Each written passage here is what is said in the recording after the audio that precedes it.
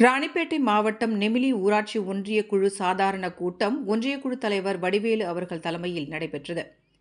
இந்த கூட்டத்தில் ராணிப்பேட்டை மாவட்ட நிர்வாகத்தின் சார்பில் நடைபெற்ற மாபெரும் நலத்திட்ட உதவிகள் வழங்கும் விழாவில் மாண்புமிகு தமிழ்நாடு துணை முதலமைச்சர் அவர்கள் கலந்து கொண்டு 296 கோடி ரூபாய் மதிப்பீட்டிலான நலத்திட்ட உதவிகளை பயனாளிகளுக்கு வழங்கியும், முடிவுற்ற பணிகளை திறப்பு விழா செய்தும், புதிய பணிகளுக்கு அடிக்கல் நாட்டியும் சிறப்புரையாற்றினார்.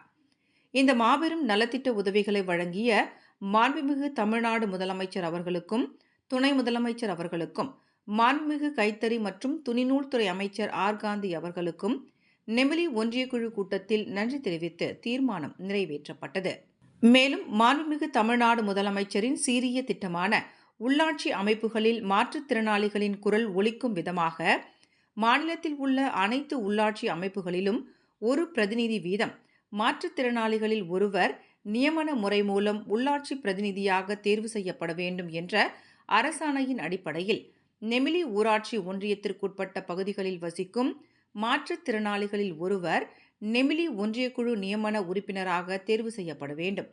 அதன் அடிப்படையில் மாற்றுத்திறனாளிகளிடம் விருப்ப மனுக்கள் பெறப்பட்டு அதற்காக நியமிக்கப்பட்ட குழுவால் தேர்வு செய்யப்பட்ட ஒரு மாற்றுத்திறனாளியை நியமன உறுப்பினராக நியமனம் செய்யப்பட்டு செல்வி உமா என்பவரை நியமன ஒன்றியக்குழு உறுப்பினராக தேர்வு செய்யப்பட்டு அதற்கான சான்றிதழை நெமிலி ஒன்றியக்குழு தலைவர் வடிவேலு அவர்கள் ஒன்றியக்குழு கூட்டத்தில் வழங்கினார்.